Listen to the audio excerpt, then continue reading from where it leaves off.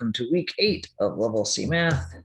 We're reviewing some of what we did last time because we have a homework question of number 4 with the percentages 10 exercises. So last time we did a bunch of these where we had the translation method and the proportion method. And you don't need to know how to do both fluently. You're welcome to pick your favorite and always use that, but you should be able to follow along. So you can either work in a group with someone, no matter which they like better, or so you can follow somebody doing math on the board.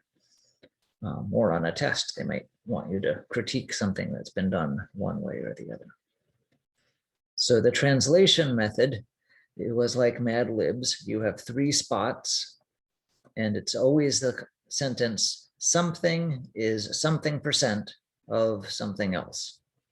And the first something is the part, or the change, or the new amount. The last thing is the whole, or the baseline we compare things to, or the original amount before a change. And so in this problem, we read the paragraph.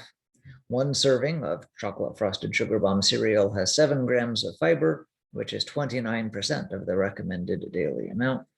What's the total recommended daily amount? So we thought about those, the 7 grams, the 29%, and the total, and we came up with the plugging things in. The 7 grams is the part. It's 29%. That one's usually easy to see because it has the percent symbol. And it's 29% of what? One of these will always be the word what, the one we're solving for. Then we translate. Numbers stay numbers. Is becomes equals. Of becomes multiply. If you have a percentage, you use riplop.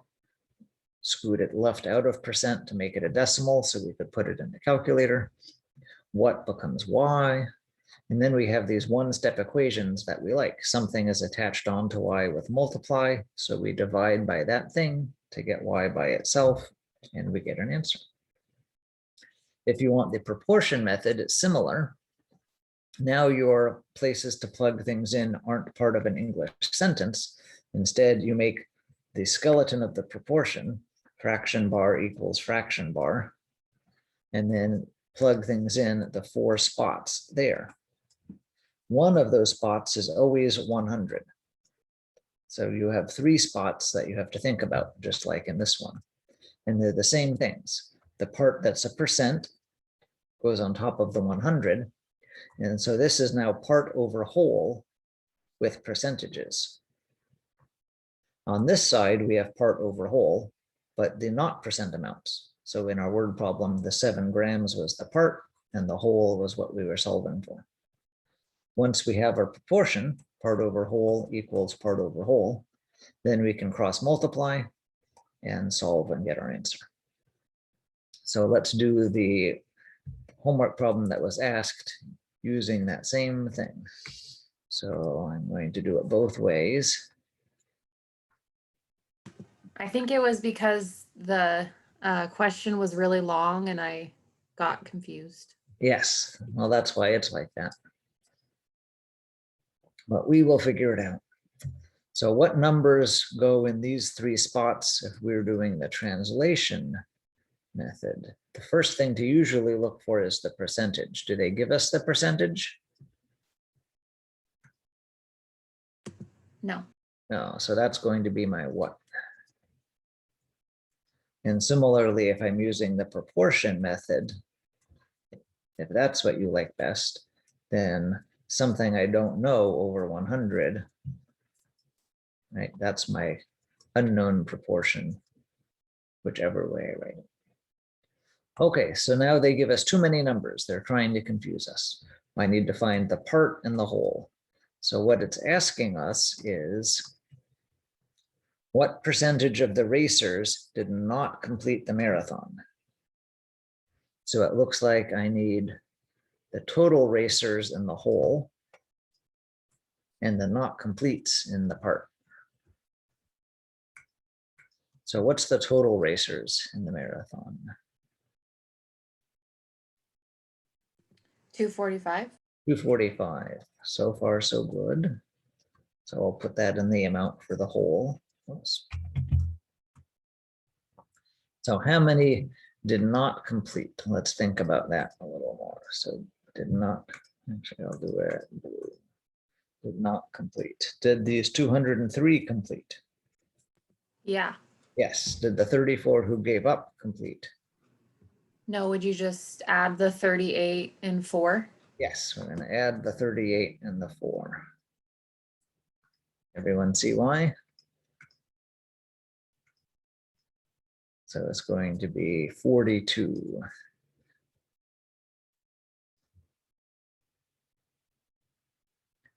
So now if you are a translate person, you would take these and translate them into a one-step equation. 42 is what percent of 245? Something is stuck onto y with multiply. So I would divide both sides by 245.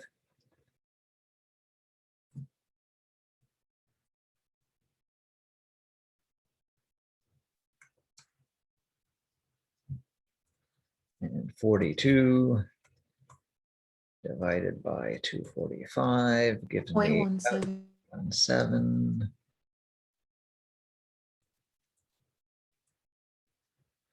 And I'm not quite done because it asked for this as a percentage. 17%. Yeah, so scoot, scoot. I'm going right into percent.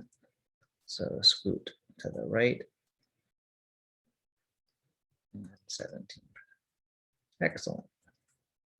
Let's let the people who like the proportion method catch up. Oh, and I should say this is the step where I rounded.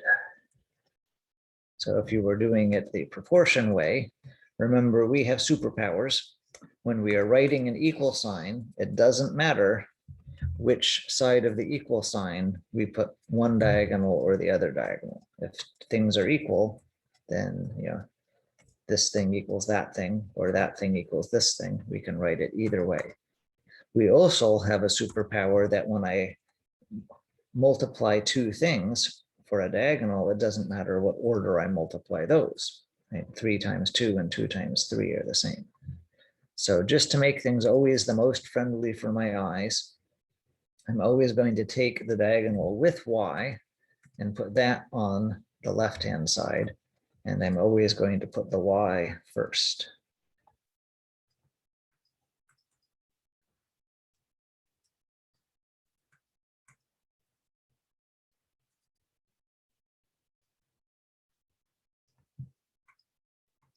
So y times something, you need to get rid of the times something. So we'll divide both sides by 245. So now we want 100 times 42 divided by the 245. And again, we get about 17. Surprise, surprise.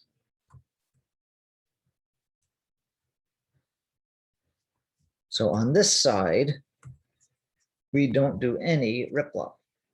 We just say it's a percent and we put the box around it. How can we do that? How can we just put a percent on something that's not normally legal?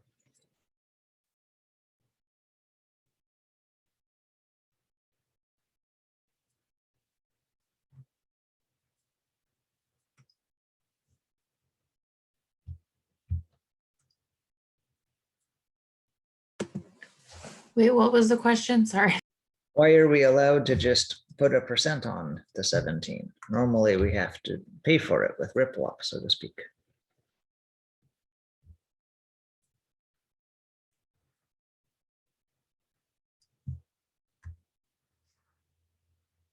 I'm not sure. I would put on, oh, is this not going to be legible? Remember the 4 things to do with percents picture? Whenever we take away a percent sign, which means out of 100, we have to do one of these things that means out of 100 instead. We can't just stop doing out of 100. Whenever we add a percent sign, we have to do the opposite of one of these. So with the translation method, when we add a percent sign, we do the opposite of, oops, 2 scoots to the left, which is 2 scoots to the right. Here, however, we've already sort of paid for the percent sign. We've done this one, writing numbers as a fraction with denominator 100. Oh, okay. Right here. So since we've already paid for the percent sign, then we can just put it on.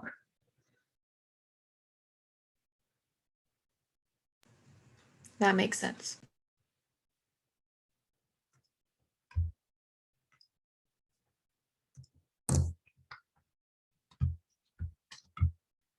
Okay. Anything else you want to do that's old before we do new things?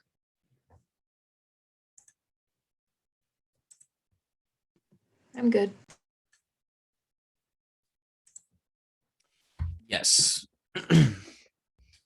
On the justice fractions, I just got to look at the Okay. questions.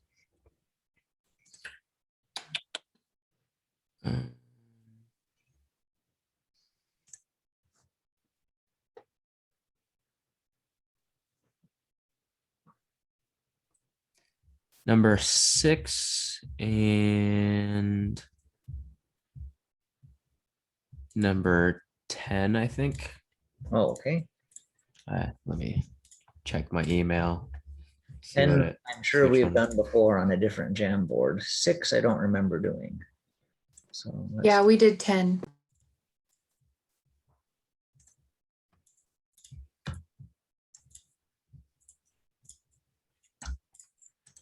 okay. So move that over there.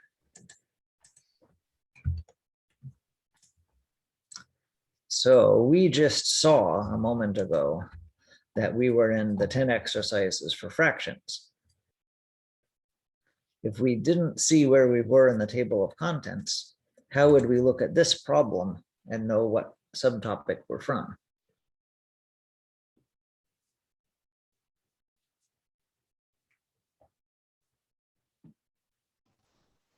Because it says proportions on it. It does say proportion on it. Yeah. If it wasn't quite that polite, it would still be true that we have 2 situations.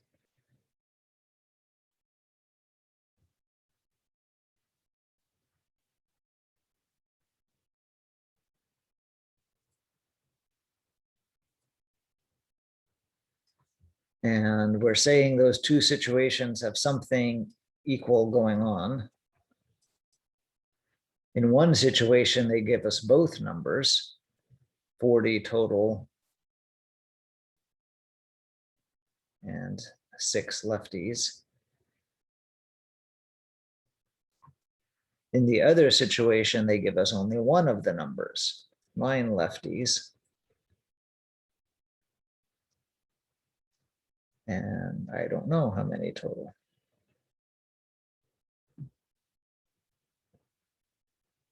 Maybe I just messed up my cross multiplying. I don't know. Maybe there's something that went wrong here. I just don't remember exactly what it was. Should I finish it up? Yeah, it'd be nice to have a little refresher. So first, before we cross multiply, we double check. Is the same word on the top both times? Is the same word on the bottom both times? This really is one situation. That really is the other situation. Yes, everything is nice and symmetrical. Because if it's not, then it's not going to work out. So again, I can pick the one that has y and put that on the left-hand side when I multiply.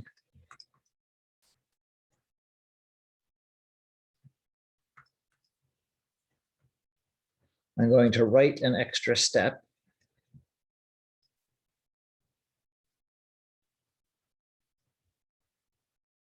Four times 9 is 36 with an extra 0 on it. So what that step did was it combined these two together. Then I will say I have y times 6. To get y by itself, I'll do a divided by 6 to both sides. And that tells me that y is 60. Got it. So I just messed up my equation. No worries. Again, by the time I finished math grad school, I had made more math errors than your entire family will ever make in their entire lives. You can't catch up. Okay, so compared to what we did last time, I didn't write that little line here where we condensed the 100 and the 42. I just did that on the calculator, 100 times 42, and then I divided by 245. So that's fine. I was sort of running out of room. If you want to write a line where you condense the 100 and the 42 to make it 4,200, you could, or you could just know that when you divide both sides by the thing attached to y, it's going to work out. Just do that last. So this line here is the optional one, but I want to put it in because it might help people say, oh yes, this is one of those equations I like, y times something equals something else. Any other questions on homeworks? Justice fractions number 10. That one we already have done. So go to the syllabus, scroll down a little bit, look in last week's, and it will be on one of those two Jamboards. I don't remember which day we did it. Perfect. Thank you.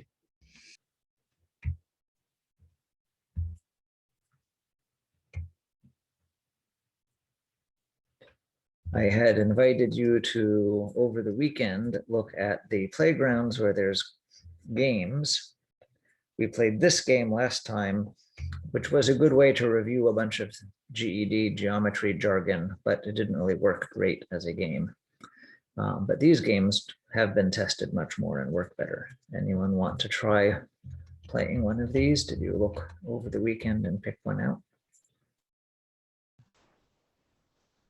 Can I get help on number 7 and justice fractions? In justice fractions, probably. Let's see if that's one we've done. That one I think we did 2 weeks ago. Okay. So what was tricky about that one, I'm happy to review it again, but I won't finish it. So we'll look up where in the old Jamboards it is. So this one, they try and trick us. Remember, I paused before I started to say, do the words really match? Total is always on the top, lefties is always on the bottom. So here, then it's starting you on the wrong foot. It looks like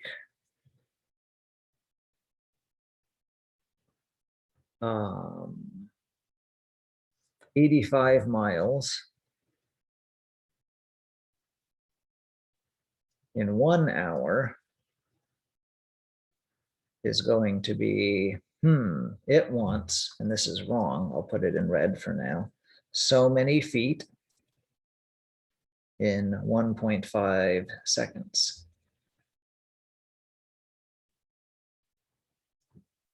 So the problem is that the seconds and the feet don't match with the miles and the hour.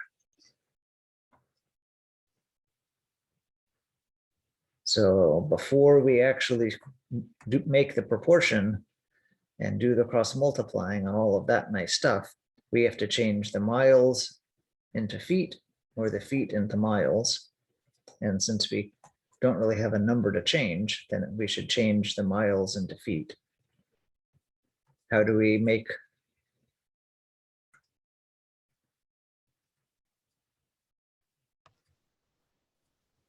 85 miles into feet? 1 mile is 5,280 feet. Yeah.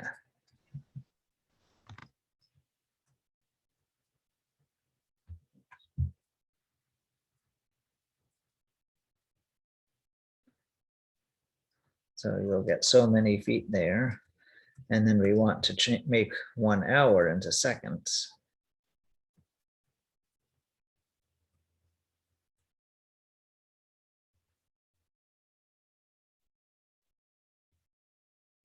How would I do that one? 60 seconds and no.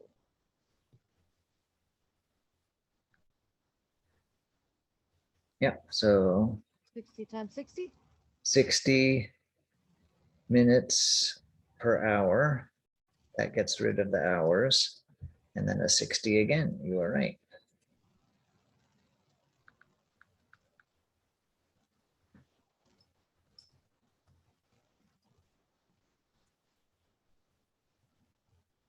So once you do that, and you have these numbers, then put them in here, and that will have changed that now this is feet, and that's seconds, and you're good to go.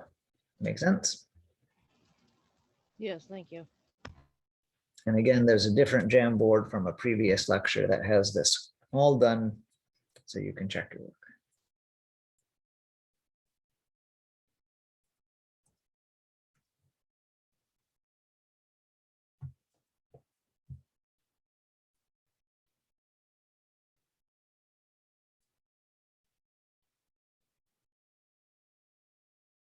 Okay, other homework questions? No games people picked out? If you haven't picked one out, I'll wait until we kind of want to break and then do it.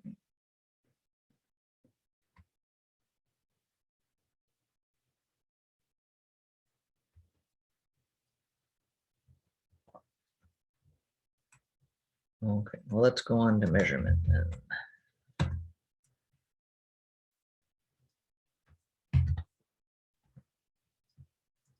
So the first thing we're going to talk about are temperature formulas. And there's a bunch of them. One of them, let me just put them all on the Jamboard.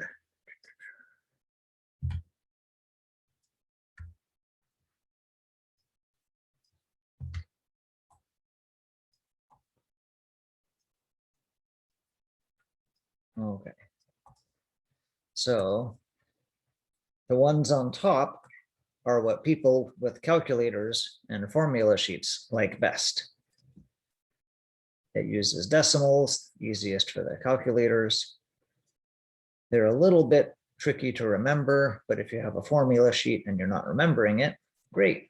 So these two are the ones that we'll almost always use, because we're that kind of person. We like calculators and we're not required to memorize these. In the days before calculators, the second ones were a little more popular. It was easier to deal with fractions than decimals if you didn't have a calculator, so people did that. Somebody clever said, wait a minute, if we rearrange things a little bit, we can make it where the two formulas look almost exactly the same, except one of them has a 9/5 and the other has a 5/9. So if you had to memorize the formulas and were not allowed to look them up, then this might be the easiest one. But that's not us either. So maybe put in your notes just the top two and know the other ones exist for certain purposes, but they're for other people. I feel like I was taking my kids when they were toddlers to the grocery store. Daddy, what's that? That's for other people. Oh, okay.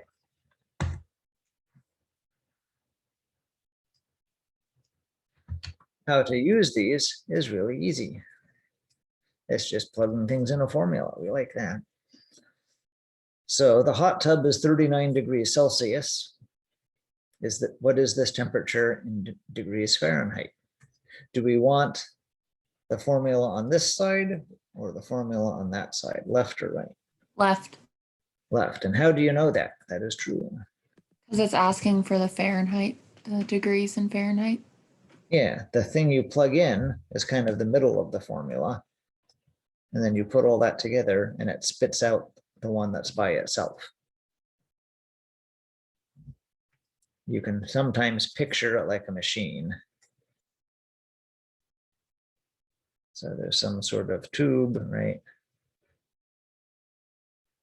There's my machine. And there's some sort of spitting things out spot.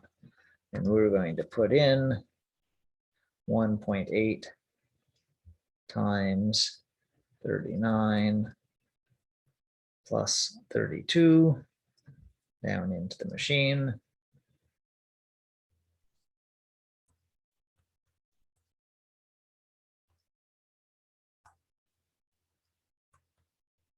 And we get 102.2.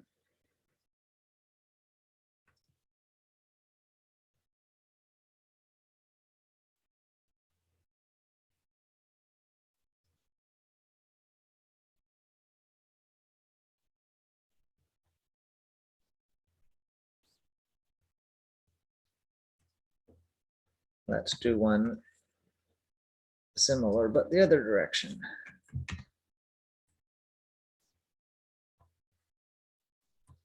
The temperature is 73 degrees Fahrenheit. What is that in Celsius? I'm going to write it without a machine picture this time. So which formula do I want? The right side. Right side. So Celsius is Fahrenheit minus 32 divided by 1.8. Let me see what's happening.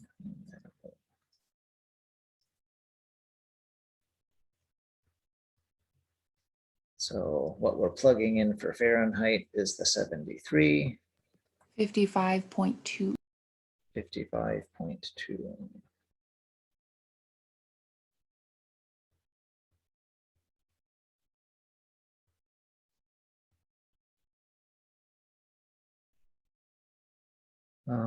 That doesn't seem right. Because that's hotter than the hot tub and it's not over 100.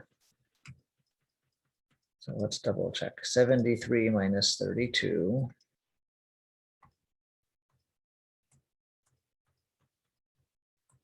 And then when you're done with that, divided by the 1.8. So about 22.8.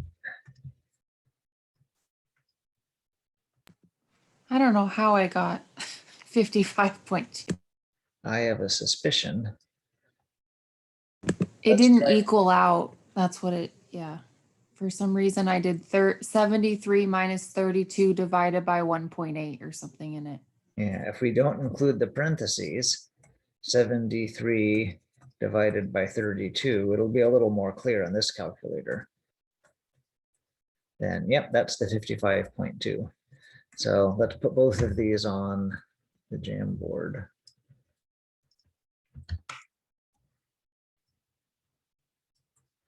So on the top one, that makes us happy. We're dividing all of that by 1.8. If you leave out the parentheses, then this part makes us sad. Only the 32 gets divided by 1.8. The 73 isn't.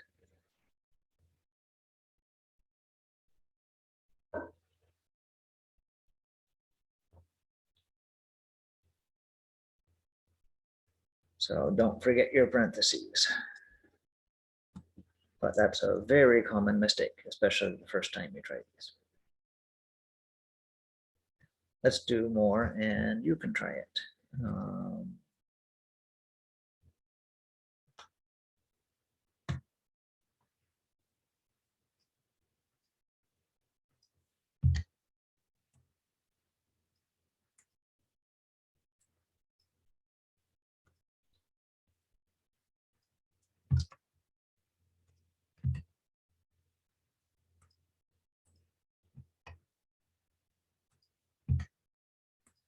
Okay, so try both of these and then we'll do them actually. Grab them separately because that will just look a little better.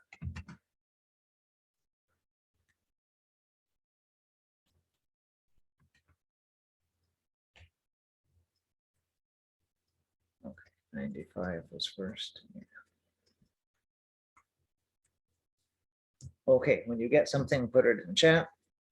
And then we'll do it together.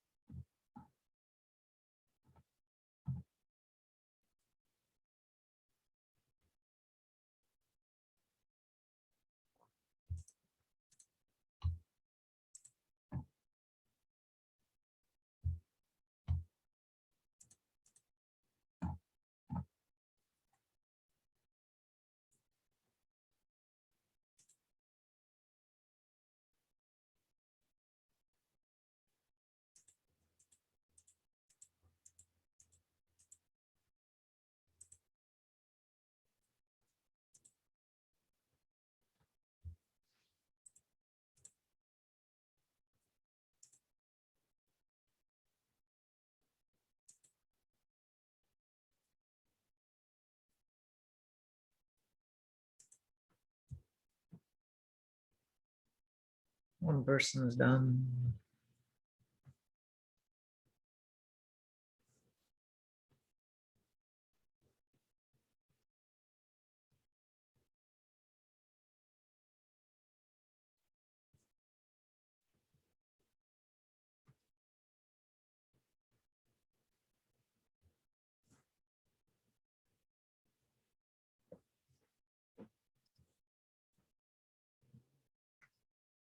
Okay, which formula for the converting 95° Fahrenheit to Celsius?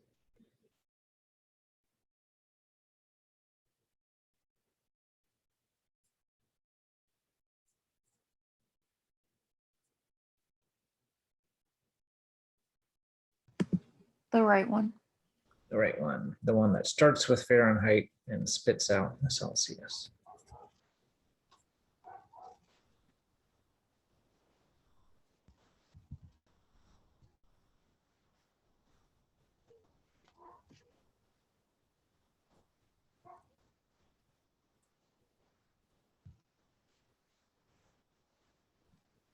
For all of these, if you don't like parentheses, just do things in 2 steps. Start with the 95 minus the 32, and then do the divided by 1.8 as a second thing.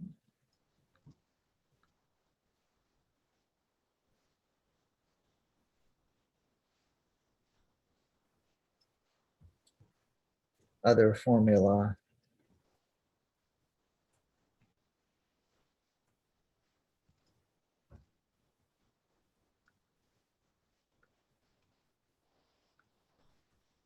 So what we're plugging in for C is 59.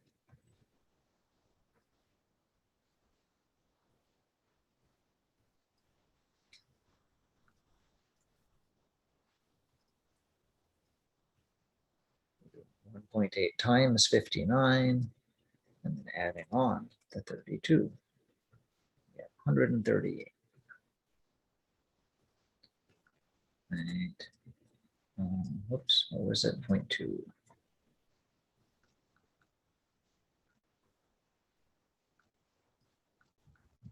Okay, questions about either of these? I'm good. I'm good. Okay.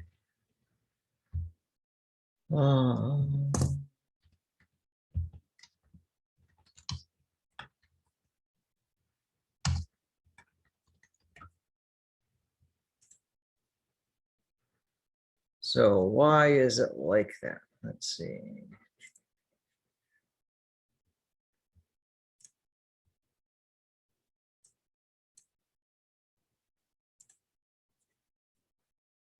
I find a good picture. Yeah.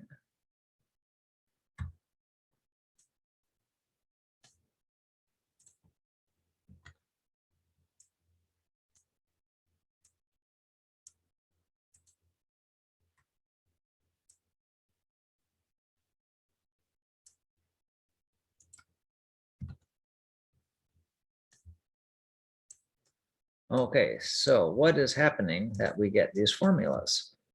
It's nice that we can use them, but you deserve to know why they work. When we were solving proportions a moment ago,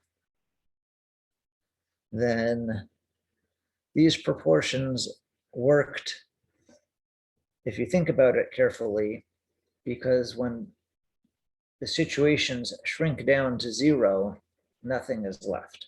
If there were no students, there would be no lefties. If there was no racers at all, there would be no one who was incomplete. Right?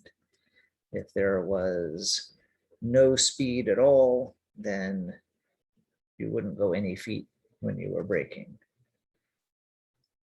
And that seems kind of silly to say. Of course, if one situation, one type of measurement is zero, the other type of measurement is also zero. Isn't that how it always is? 0 feet is 0 inches. 0 pounds is 0 kilograms. That's not true for temperature. That if you have 0 degrees Fahrenheit, that's a different temperature than 0 degrees Celsius. So these aren't lined up. If you have 0 degrees Celsius, oh yes, they are right here. If you have 0 degrees Celsius, then that's going to be 32 degrees Fahrenheit. So we can't make our proportion happen unless we fudge by 32 to get rid of it. If we have 100 degrees Fahrenheit, if we have a change of 100,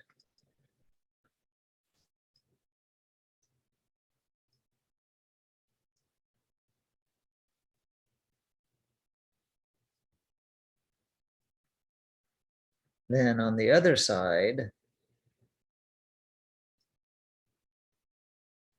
that's going to be a change of, it's a little bit below 15 and a little bit more than 35.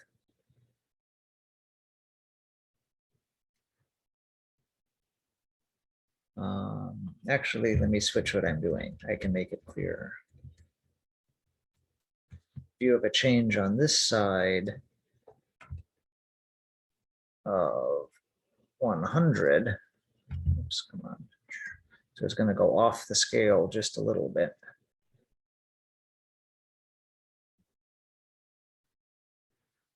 Then the change for Fahrenheit, that's a little bit off the scale, is going to be a change of 180.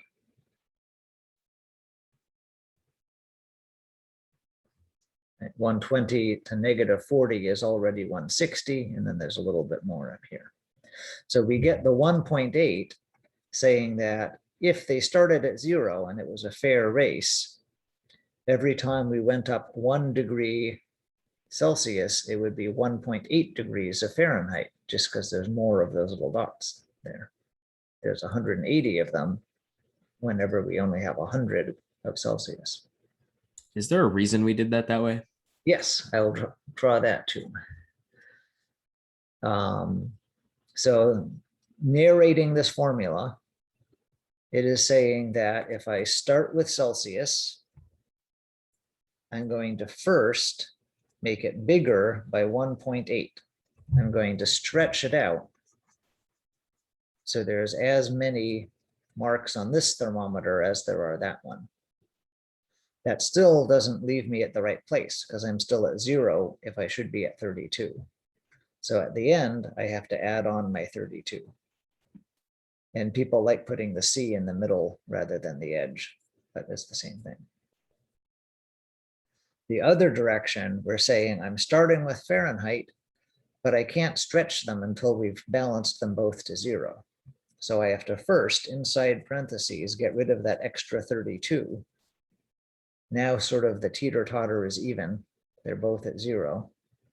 And then I want to unstretch it by 1.8. kind of squish the spring on this side a little bit, so there's not too many little marks anymore. So that's where we get that one.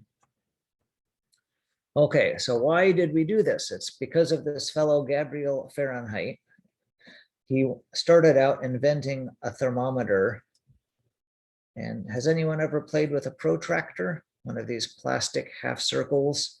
It has 0 Yes. degrees and 180 degrees over here. So our thermometers that we normally draw are straight up and down, like the ones in this picture so far. But for some reason, he thought he could make money selling them if they were shaped like protractors, like half circles. So, okay, that's what he wanted to sell. And this, by the way, this never worked. If I remember the story right, he died poor. He was much better at being an inventor than being a businessman. But so he said 0 will be some temperature and 180 will be kind of the big temperature. And then I'll be like a protractor. People are familiar with 180 to 0 as a kind of empty to full gauge. This makes sense, right? So how cold can I get? Now, if you have a bucket of water and you want to freeze it, then that would happen at 32 degrees Fahrenheit. What happens if you put salt in the bucket too? And then freeze it? Are you colder or warmer? That would make the water warmer. Well, we're going until it freezes. So we get Colder. colder, right? And we know that because if you're at 32 and you put salt on the ice in your driveway, then it melts. You have to get colder still before the salted water will stay frozen. Does that ring a bell? So he did a similar thing. So he knew that normal water freezing was not 0. It wasn't a mistake. With the technology he had, then it wasn't just plain table salt, but it was, I'm just going to call it saltish water. He mixed some other chemicals in, and the coldest he could get for this to freeze, he named that 0. And that difference happened to be 32. So that's where the 32 came from. And then he said, 180, let's make that like water boiling or something like that. That's about the hottest anyone would want to do stuff in a laboratory. And so the difference between here and here is 212, which might be familiar. But then he made another discovery. He said human body temperature, when he measured it, was kind of close to 100, but not quite. So then, that's not quite going to work well. Why don't we just make human body temperature equal to 100 and so on? So he fidgeted with things. And he said, well, for water boiling, let's make it 212 instead of 180.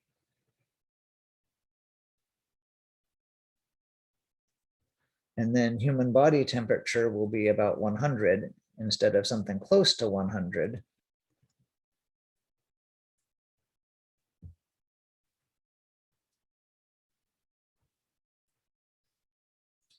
And that will be good because people will buy these things if they can check if they have a fever or not, right? There's still a 180. The 180 is now between 32 and 212. So his protractor isn't a normal protractor anymore. It is only if you redraw it, going from 32 to 212, with human body temperature being 100 kind of a little more than halfway. So he kind of had to give up his protractor dream. He got body temperature to be some nice number by fidgeting with things. That's why the temperature that water boils makes no sense at all, because he really wanted a 180 in there somewhere. Things like that.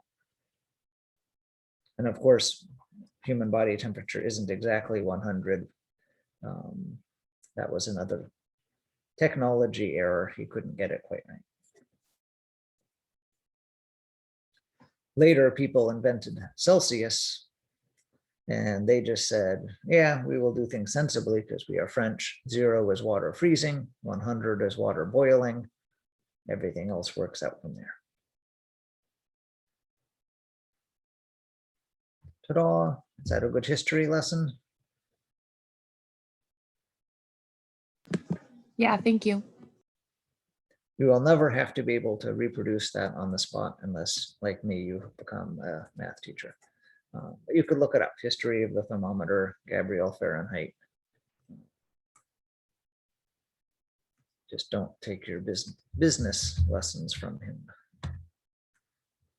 Okay, now we're doing area puzzles. We've done some of these things already. Back in week 5, Tuesday and Thursday, we had some of these things. In particular, on week 5, Tuesday, we had this picture. Does that ring a bell? Yeah.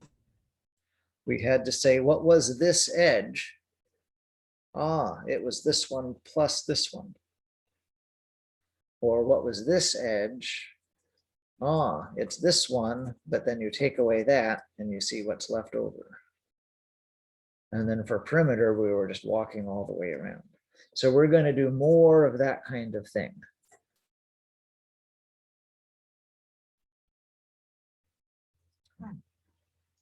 So scrolling down a little bit.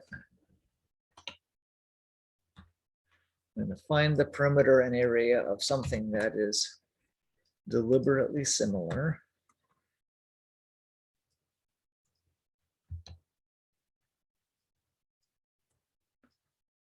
And there's several ways to do this. So take a moment. I will pause the recording. And first, you'll want to find what A and B are. And then you'll want to add up all the sides to get the perimeter.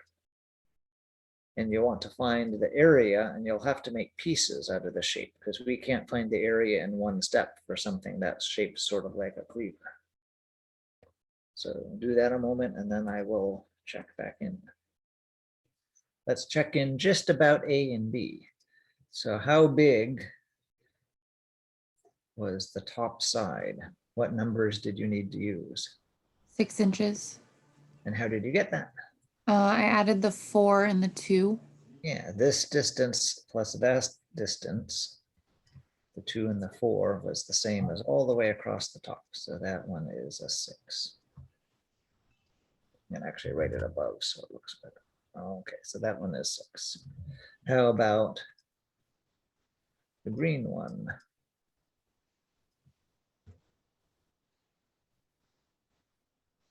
Two and a half minus 1. 1.5. I heard someone, but they were very quiet. You take that one, that 2.5, and you say, well, if I get rid of 1 inch, what's left is that one. So I have to get rid of this 1 inch. 2.5 minus 1 is 1.5.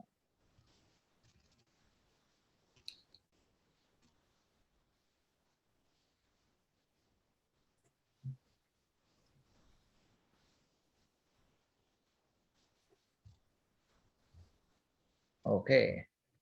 Ready for perimeter, or do you want a moment to work on that? I got the perimeter. Which corner did you start at? The top. Up here? Okay, so perimeter. That means you must have added, assuming you're not skipping around, a 6, and then a 2.5, and then a 4, and then a 1.5, and then a 2, and then a 1, and then we're back where we started. And what did you get for all of that? 17 inches. Okay, everyone else get 17?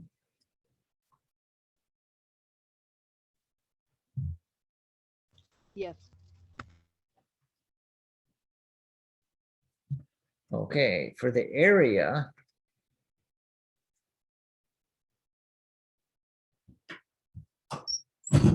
then there's several ways to do this. Maybe you thought, I am going to make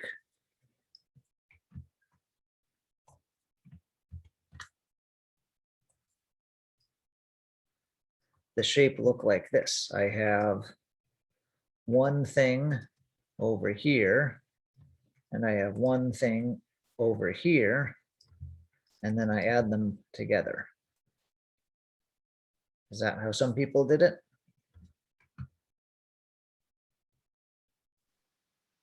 Yes. Why don't I just write in? It's also possible to say, I'm not an add things together kind of person right now. I'm going to look at this shape and say, I have a big blue thing.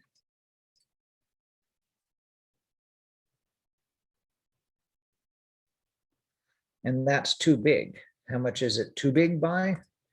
It's too big by this amount. So then I'm going to subtract, do blue minus red to get rid of the amount that it's too big by in the bottom corner. Anyone do that one?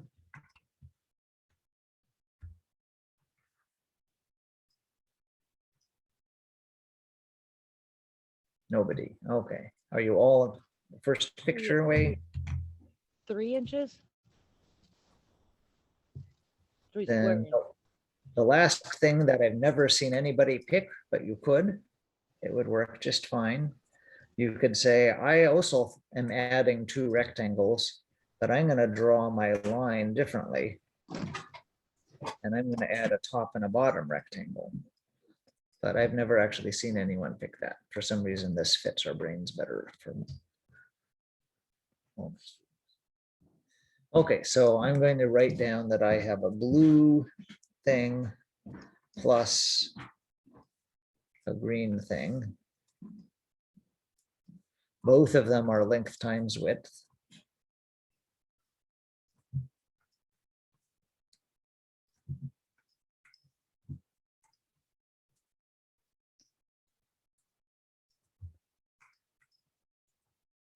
What's the length times width for blue?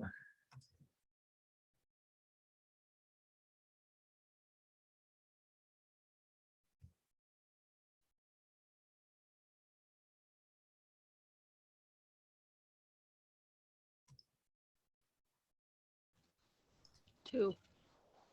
This one is 2 Then 10. and 1. Yeah. Doesn't matter which one you call length or width. How about green?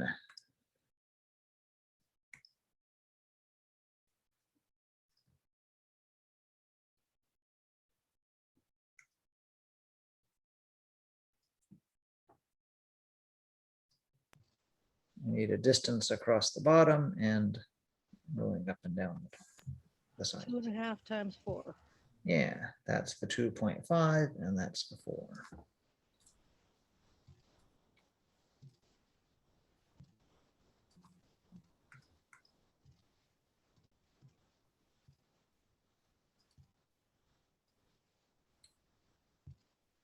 So 4 and 4 is 8.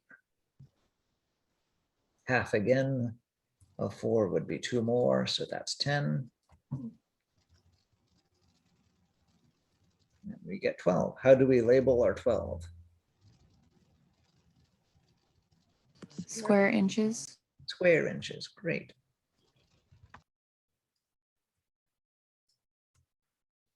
Is it okay that these don't match? Yes. Yeah, we have no reason to think that the amount of fence or the amount of ant path, a length going around the edge, has anything to do with how many little squares you would need to cover it with tile. If they did match, it would only be coincidence. Okay, let's again take a moment to look at how things are written. When you're solving proportions, then you want to have your equal signs line up, your y's line up, keep everything nice and organized, right? This is similar. My equal signs are lined up. My plus signs are lined up. This is one term. That's another term. So keep yourself organized. Okay, ready to do more of these area puzzles? Yeah. Okay. So scrolling down a little bit.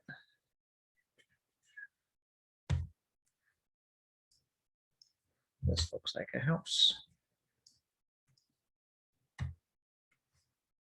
I don't think we've done any of these. Did we jump ahead and do any of these? Are they familiar to you? I don't think so. So again, I will pause, work on this.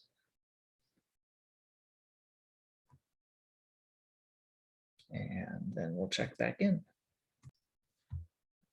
Okay. Week 5 on Thursday. This is why it looks familiar to me. Do you remember this from long ago, at least a little bit? We had an area puzzle where we had the whole green area.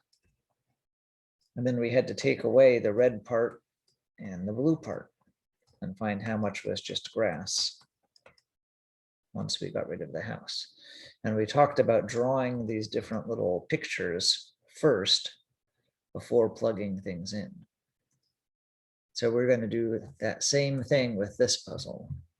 So what color should I make my first piece? I guess I'll just pick the color. I'll do blue. Which piece should I make blue? There's kind of 2 pieces staring at me.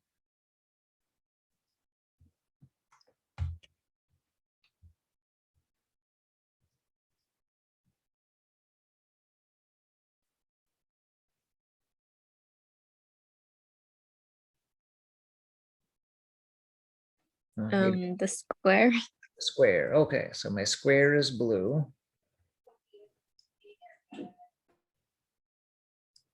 There's my square. And to that square, I'm going to add,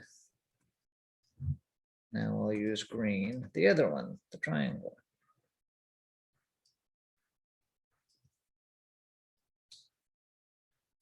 Everyone with me so far? Yeah. Okay, my next step is to put the formulas. So this is length times width. And to that, what was the triangle formula? 1/2 times base times height. Yeah.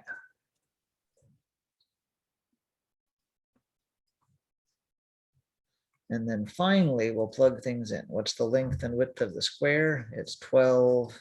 It's not really a square, is it? It's a rectangle. It's 12 by 10.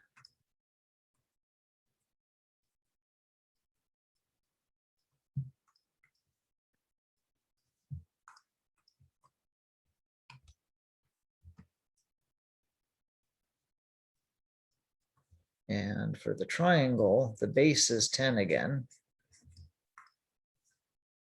What's the height of my triangle?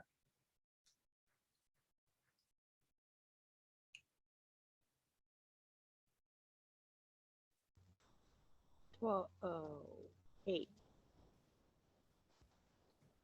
Not quite.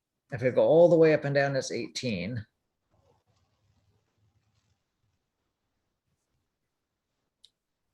If I've gone this far, that's 12. So how much is the rest up in the attic? Oh, 6. 6, yeah.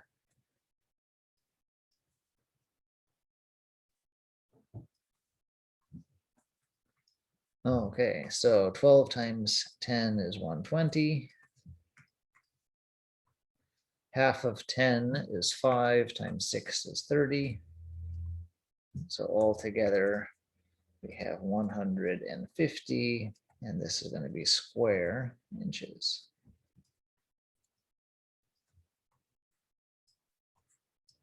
Again, keep your pluses lined up. This is one term, that's another term. Be organized. It might seem like a lot of writing, but I encourage you to do all of them this way.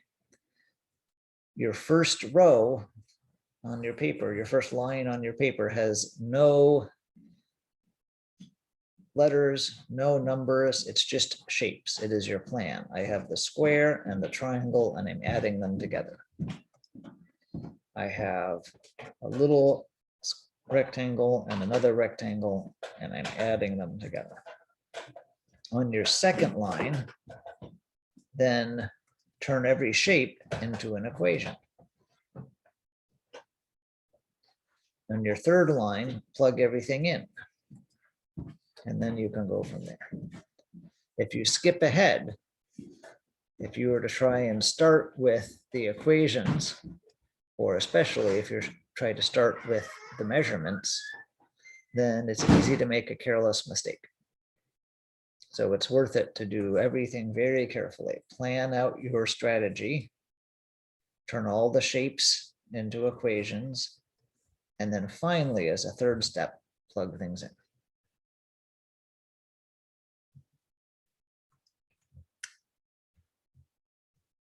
Ready for another one? Yeah. We could also take a break if you're getting tired of these. Some people find them amazingly fun, and other people think it's no fun. Okay, here's a staircase. And this triangle has 6 as both the base and the height. And there's 6 steps. So that means that each step is 1 centimeter, both as the kind of top of the step and the facing edge of the step.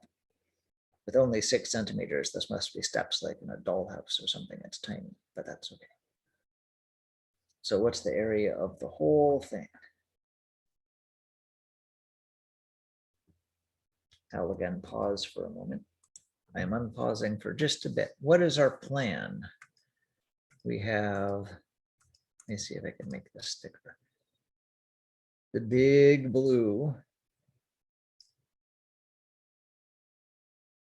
triangle, and we have a small green triangle, actually 6 of them.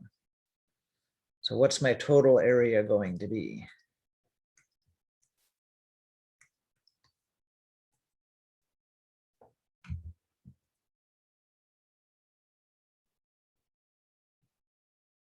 Don't think too hard.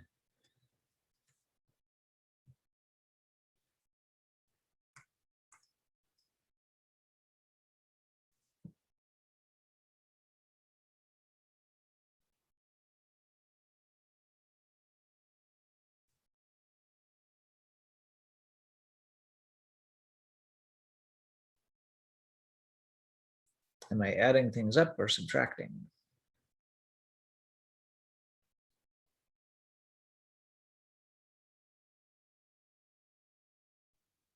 Adding? Adding. I have my big blue one. And then to that, I will add, I have 1, 2, 3, 4, 5, 6 of these little things. So 6 times my little step. Everyone okay with my total plan, my overall plan? Yeah. Okay, I'm gonna pause again. Will you finish up? And then keep going. Okay. Triangle formula, 1/2 or 0.5 times base times height.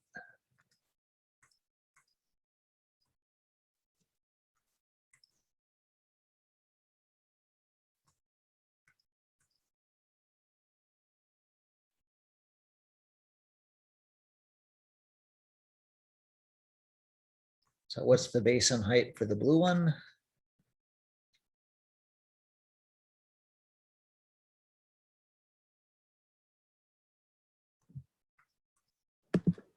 Is it 36?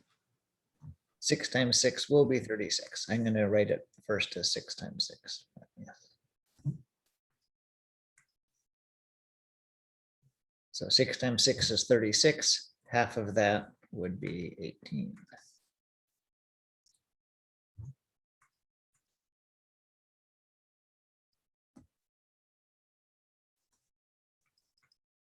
So the base and height of the little steps.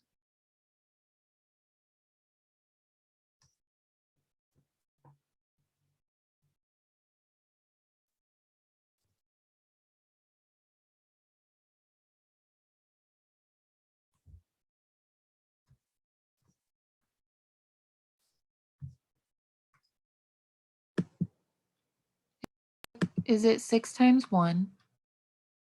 The base and height are 1. Half of 1 times 1 is going to be 1/2. And then half of 6 is going to be 3.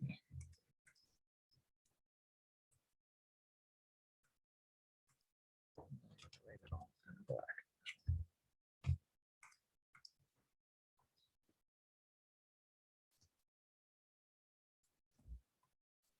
So 21 square centimeters.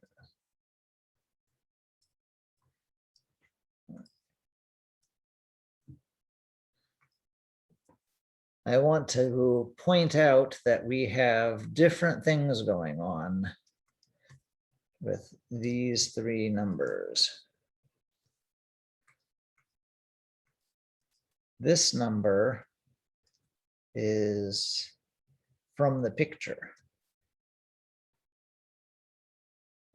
The picture had 6 little steps, so there's a 6 there.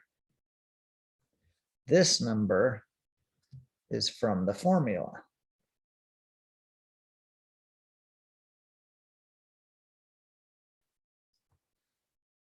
The area of a triangle is 1/2 base times height, so we put the half there.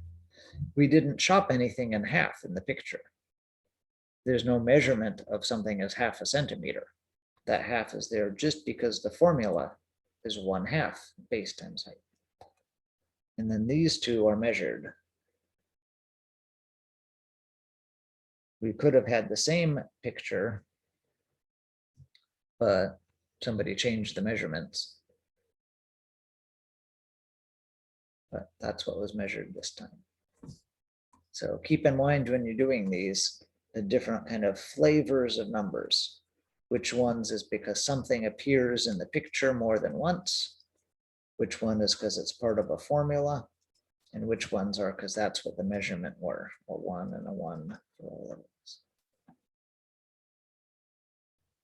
Questions on 93 now that you see it?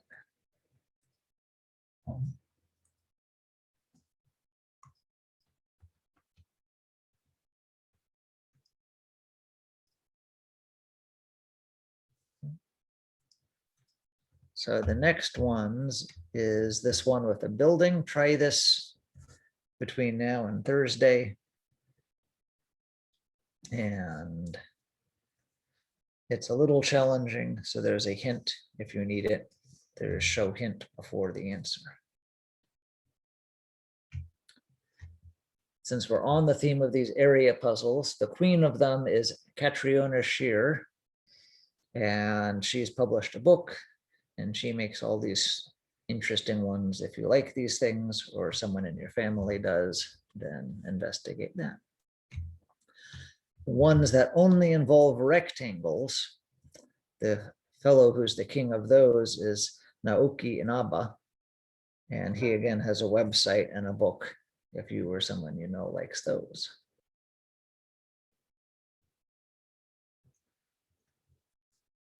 Okay, variables and negatives. This one is mostly me talking. Is everyone awake enough to do this, or do you want a little break to stretch your legs first?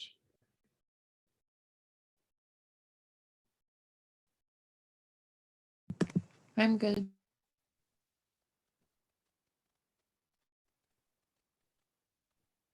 What do the others say?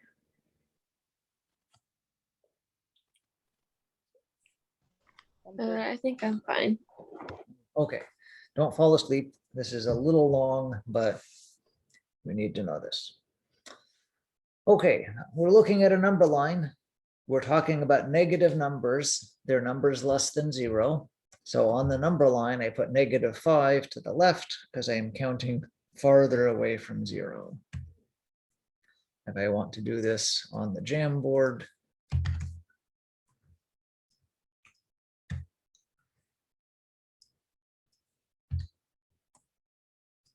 then I can say -2 was just 2 from 0, 1, 2. Whereas -5 was 5 from 0, 1, 2, 3, 4, 5. Everyone with me? Is this review, I hope? Yeah. Similarly, I could have decimals. Decimals are fine on the number line. We tend not to give them their own labels, but we know where they are. If I wanted 3.5, that would mean I go up 3 and then I go up half again more than that. It's right in between 3 and 4. If I wanted -2.8, then I would go -2 and I would go almost to -3, but not quite. Right? I'm not quite as big as -3, but I'm much more than just -2. So the decimals fit too. Somebody might someday ask you, maybe even on a test, to add and subtract with both positive and negative numbers. And for almost everyone, the easiest thing to do is to make up a story about money. So in the first example, if somebody said 30 plus a -12, then that's 30 plus a debt of 12, or 30 plus a promise of giving someone 12. One possible story would be that I have this $30 in my hand. I'm about to go shopping, but I know I have to give my friend 12. I'm in debt. So in my mind, I plan on doing my shopping as if I only had 18. 30 plus a -12. I'm taking the 12 away because it's not really mine anymore, and I have 18 left. Everyone okay with that example? Yeah. For a subtracting, then maybe we're thinking I'm about to go shopping and I want to spend 18. That's my 18. I have this debt of 12. I owe my friend 12 bucks. But my friend meets me on the way to the store and says, never mind the debt. It's been 7 years anyway. Just keep the 12 bucks. The debt has been removed. I'm subtracting the debt. So I take the $12 out of the secret compartment in my wallet where it's lived for 7 years.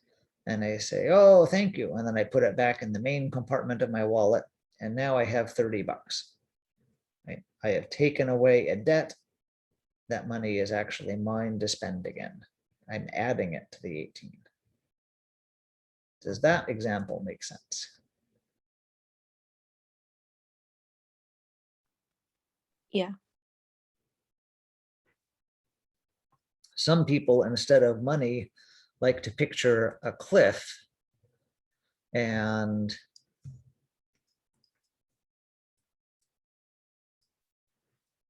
we start with a balloon. And whenever the balloon has a positive amount, it goes up, or a negative amount, it goes down. And where is it compared to your hand when you were on the cliff to start with, right? But for most people, money is the thing they like best. You can use number lines if you don't like the stories of money. That works great too.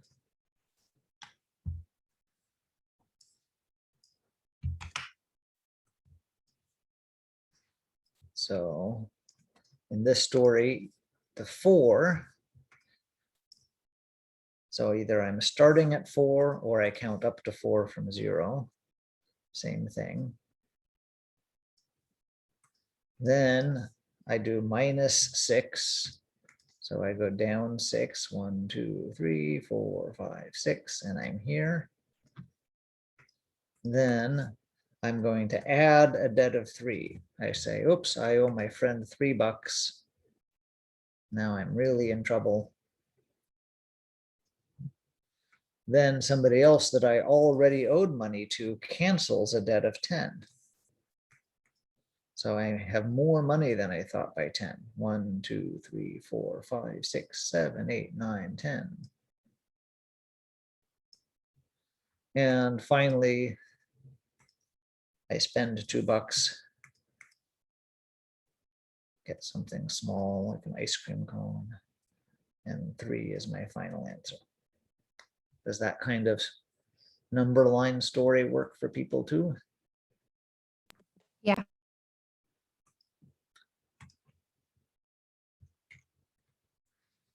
So all of that was fine for adding and subtracting, but we have this saying, a negative of a negative is a positive, with of being multiplying. So why does that work?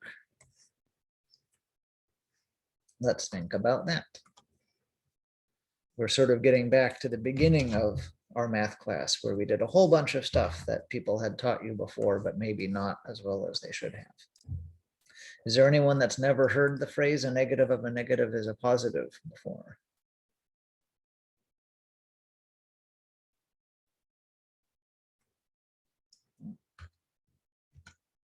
Well, I'm going to have this number line 3 times.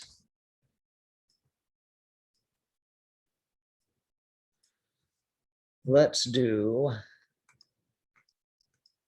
+3. If you were with me in class, I would have someone come up to the front of the room and stand in front of the whiteboards on the wall where I've drawn a number line. How would we represent +3 with somebody walking?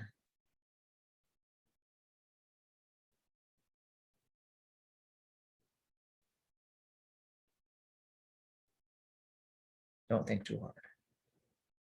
They would walk to the right. Yeah, we walk forward 3 steps. Forward is probably to the right, since I've just been doing number lines. So now I have my person. I'm going to put their nose on them also.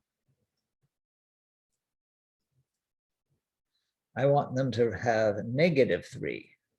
What would they do? Go back 3 steps. Go back 3 steps. So instead of forward steps, they're going to back up.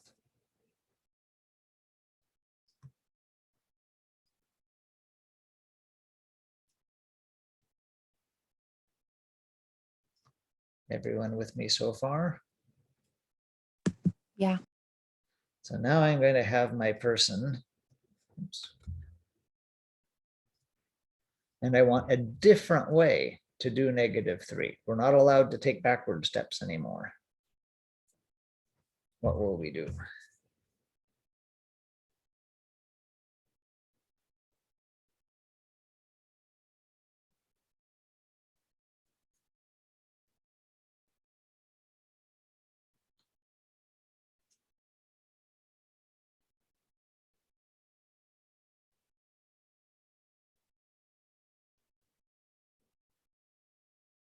I'll give you a hint. This time, the nose is on that side.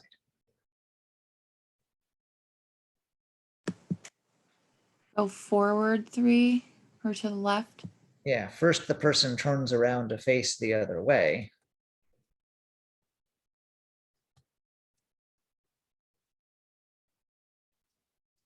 And then they take 3 forward steps. Everyone happy with all 3 of my pictures?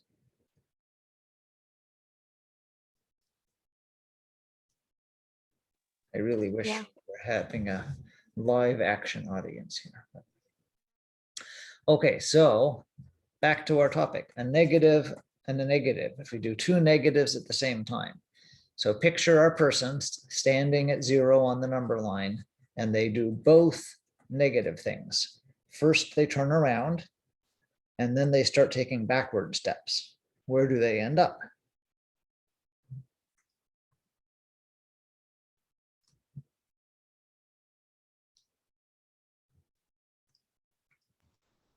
+3. On the +3, right? Their nose is pointing this way, but they're taking backward steps, so they wind up positive. So if you're confused about negatives times negatives being positive, then think about that. The first negative is like turning around. The second negative is like backwards instructions. And when you put them together, you're still positive. Okay. Here's a kind of funky thing. Let's look at 10 minus x.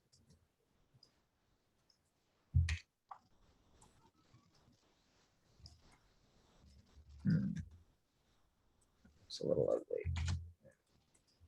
Okay. Where on my number line is 10 minus x?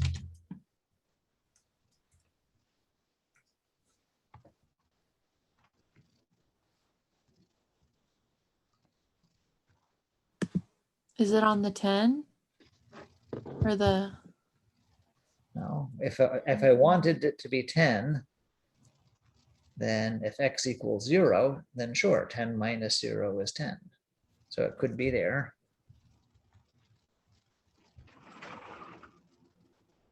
What would x be if I want it to be 2?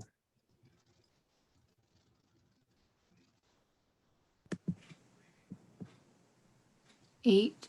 8. What would it be if I wanted x to be -3? 13? Or, Everyone okay with all of those? yeah, I think I said it wrong. Not if I want x to be -3, but if I want the whole thing to be -3. So this doesn't have a place on the number line. Depending on what I put in for x, I can make it be anywhere I want. I don't even know if this is positive or negative. Depending on what I put in for x, it could be positive or it could be negative.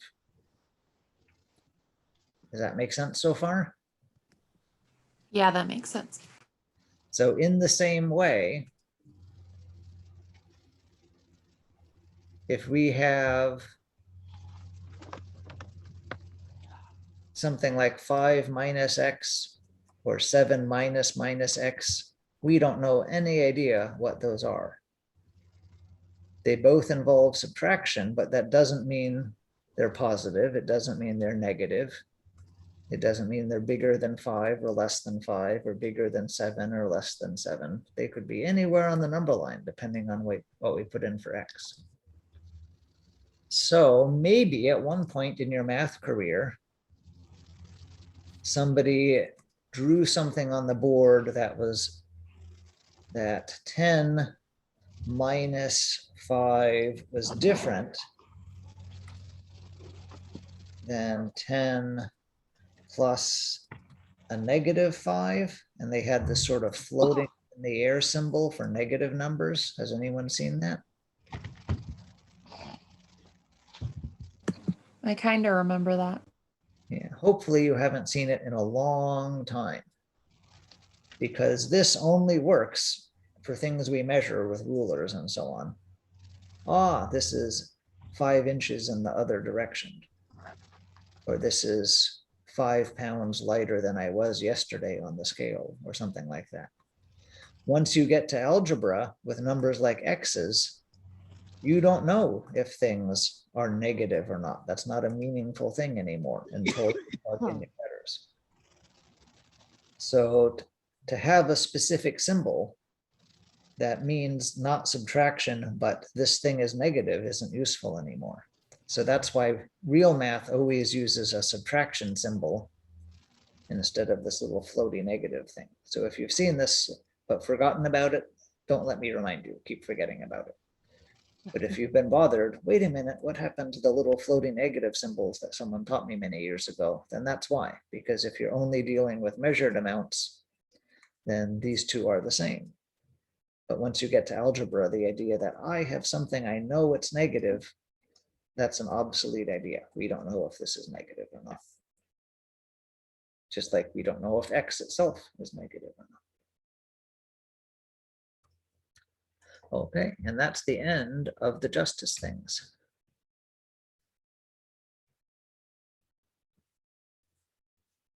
Yay, so milestone. We have now done all three of our intro topics, the changing one number, putting things into it together as an expression, or doing the same to both sides of equations. Everything else for the next week and a bit is review. Remember, there's a test to try at the end of each of the three table of contents. Or we can move past these three things and do the other interesting applications to help us make things more solid in our mind. So if you want me to present something in particular, or if you want to present something and then check these and say, I want to know about markup and margin, or I want to know about charge options, or I'm interested in saving for retirement, or I'm interested in compound interest, or how big a house I can afford, or something about calories in food, or metabolism formulas, or scaling recipes, or trimming produce. Any of those would be good ways to review what we've done already. But it's not like any one of those applications is 100% on the GED compared to others. So it's all up to us how to review things. The boring thing is just to load up these tests and keep doing them for the rest of weeks 8 and 9 and 10, but we should learn some good stuff too. I also think we should play a game to celebrate. And why don't we just start at the beginning if we haven't done this before? So in this game, I need you in 2 teams. And I think I will just do it in the order that Zoom has you, which is kind of random anyway. So one team is going to be Brandy and Cheryl. And the other team will be Joel, Esmeralda,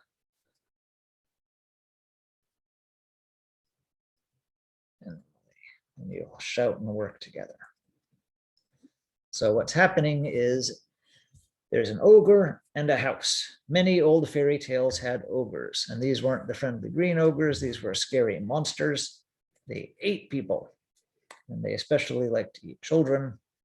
And they could use their magic to look like anyone. So if you tried to rescue a child from an ogre's house, it might actually be the ogre in disguise. You'd take it home and then boom, it's an ogre. It eats you. Life is sad.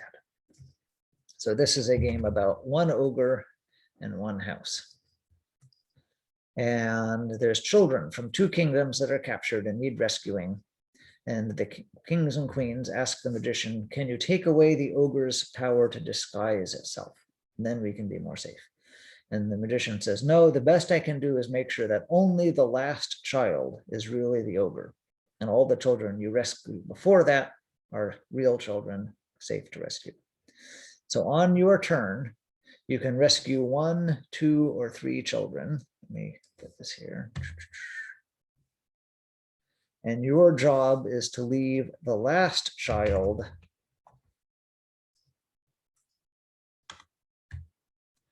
for the other hero, so they get tricked and get the ogre.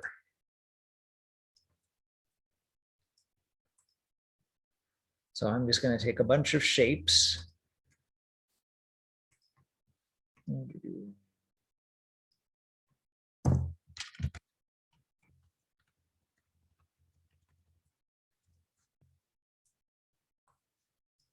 don't want to turn you, I want to move you. Okay, so here's all the kids in a house. And you can take away 1, 2, or 3.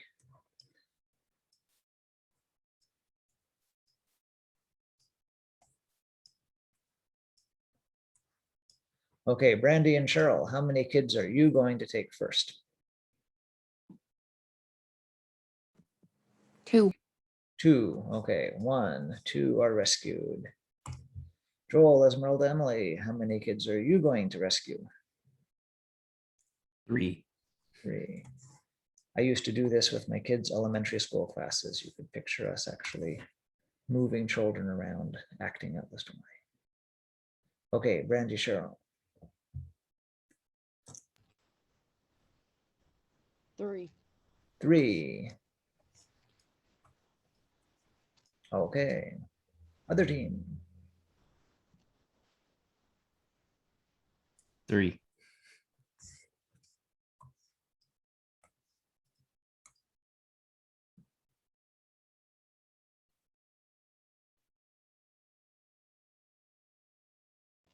1. 3. 3. And the last one is the ogre. So this team takes the ogre home by accident and yay. Okay, everyone see how that works? Okay, yeah, that makes sense.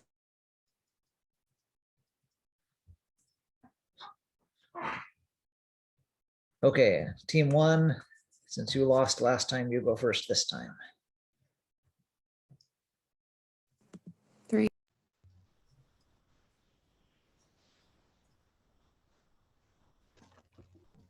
2.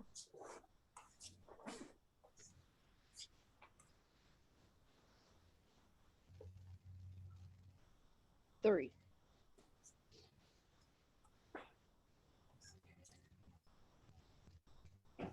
2.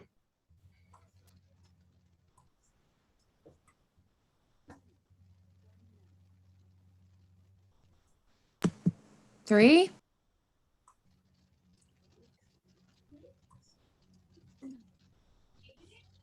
2. Oh no, you got the How ogre. does that keep happening? So the title of this playground is Games with Winning Strategies. So all of these games, there's something where if you know the secret and you pick who goes first, you can always be the one who wins. Yep. Does Figured that anyone one out. they see the secret? Yes, I do. You do. Obvious. Tell me what you think. I don't want ogres. So Joel, you said you saw the secret. What do you think it is?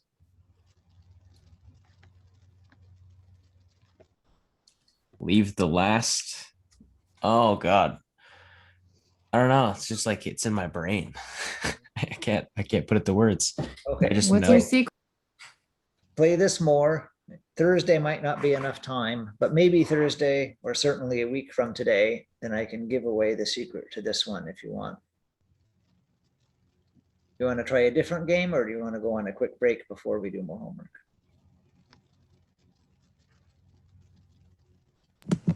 Either way, I don't care. Let's see. Let's do this one.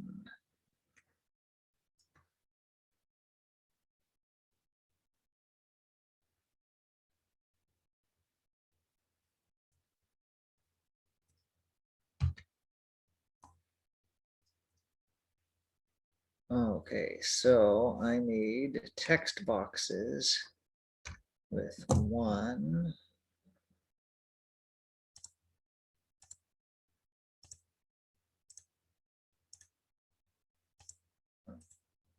bigger. Can I make the background? No, let's use post-it notes. 1. Okay.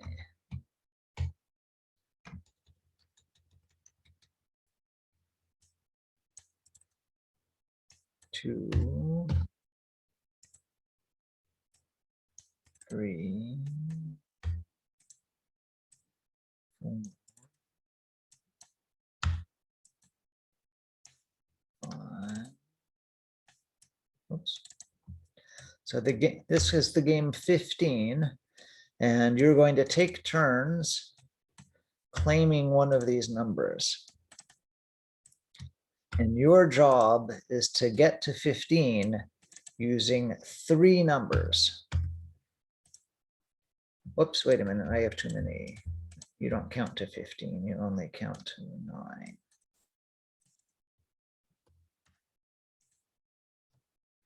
So, yeah, okay.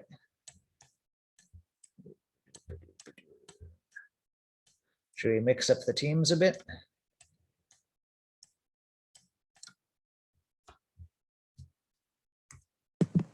I don't care.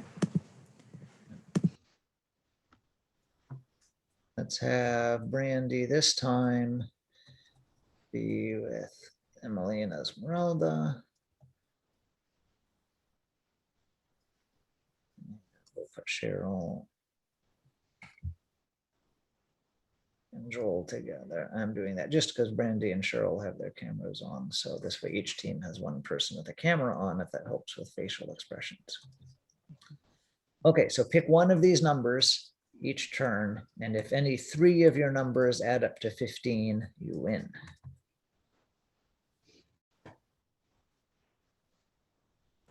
Is there a trick to this one too? There is, but no one knows it yet, so it's fair.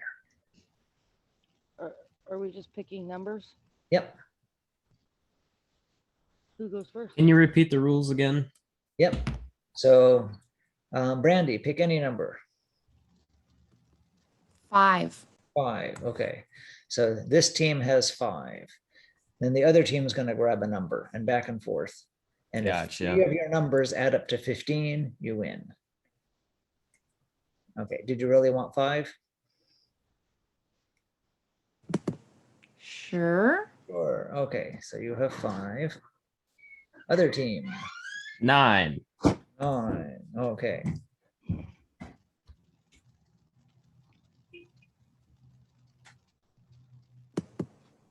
8. 8, okay. 6. You need 3 numbers though to get to 15. Oh, you need 3. Oh, gotcha. Okay. They're about to get there, so you might want to block them.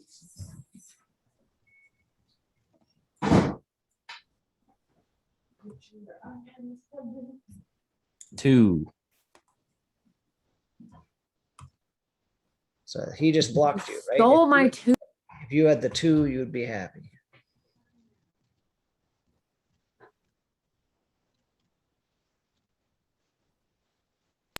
One.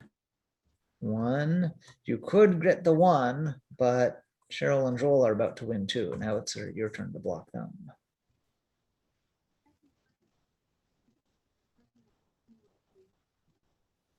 Can 4. you go over 15? Your total can be, of all your numbers, can be whatever you want. You just need to find 3 numbers that are in your spot that add up to 15. You're not going to use all your numbers. Oh, 3.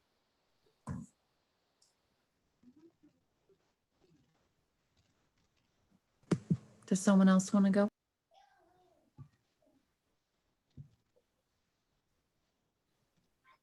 I think the first team can win right now.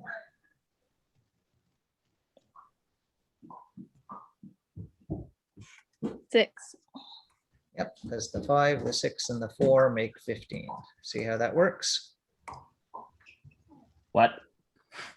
You don't have to use all your numbers. You just have to. Oh, oh, three you of just have to have a combination of 3 that goes. Okay. Okay, let's put things back.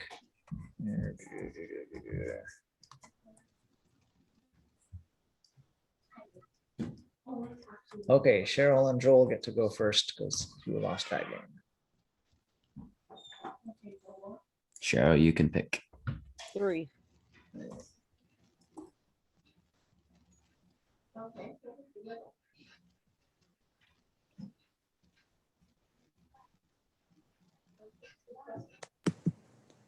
Six.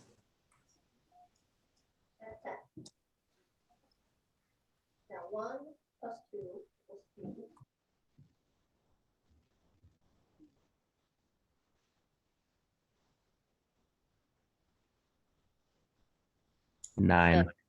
Oh, never mind. 7. Okay,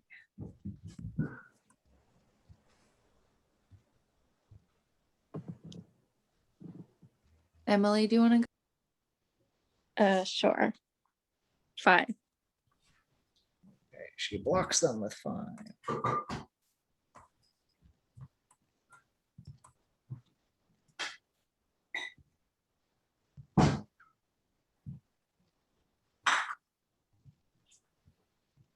9.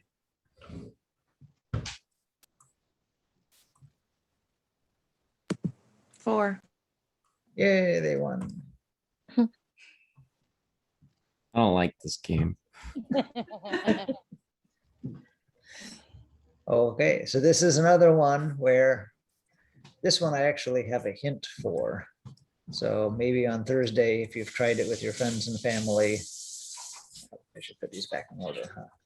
I can give you the hint. And then you can always win and torture people at your family gatherings, because that's what math is for.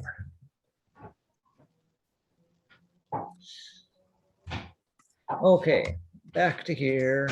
So we did some homework questions at the beginning of fractions. We did some at the beginning of percentages, or maybe we didn't.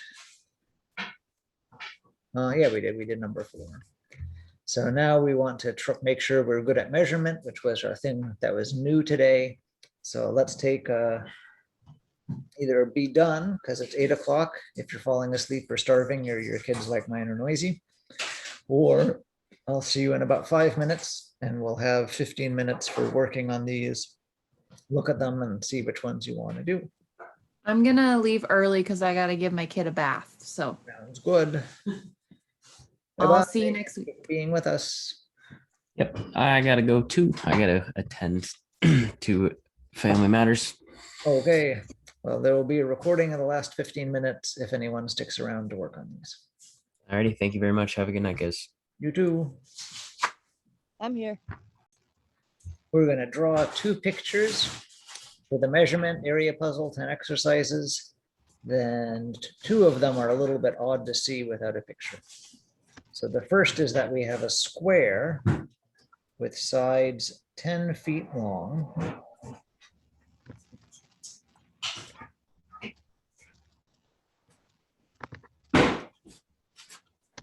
But the top quarter is removed.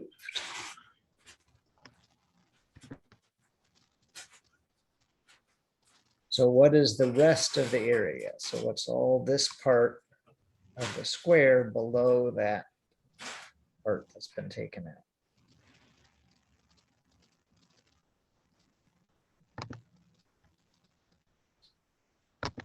And I won't do the rest right now for you. It's your homework. But now at least you have a picture to go with it.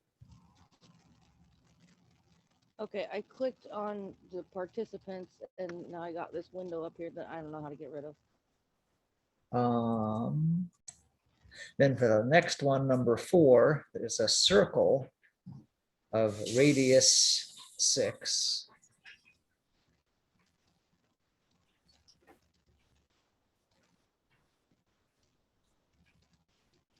And it has its southwest corner removed.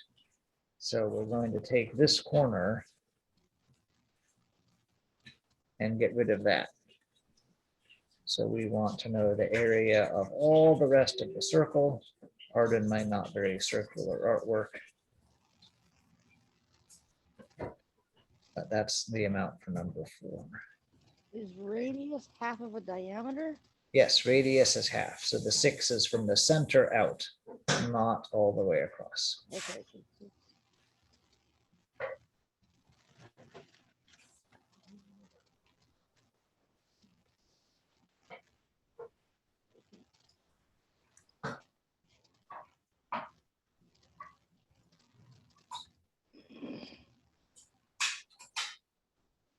Okay, let's go back and look at things. So number 1, use a formula. Number 2, use a formula. 3 we drew, 4 we drew. 5 is a half circle, so just draw half of a circle.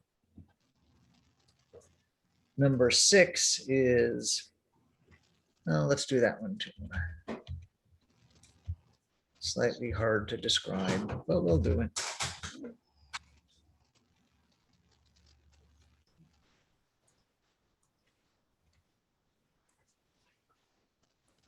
So now we have 2 circles. I'm going to actually cheat and use the circle tool because otherwise I'm in tough shape. Okay.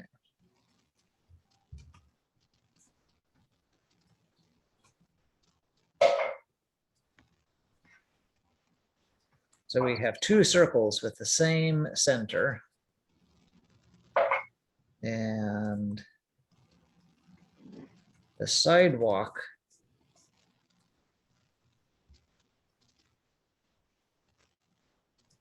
right here,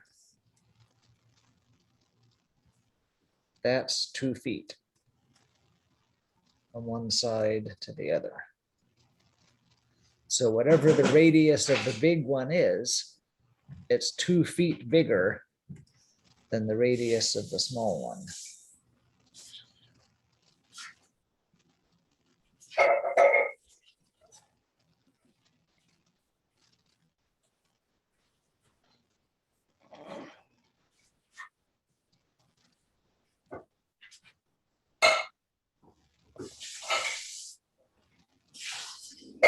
So the big radius is 2 feet bigger than the small radius.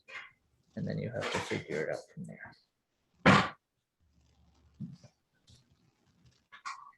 there. 7 is just area formula. Kind of tricky, but not too bad. Easier than the one so far we've done. Number 8, how big a circle can you fit inside a certain rectangle? Number 9, a square is cut in half. You can draw that.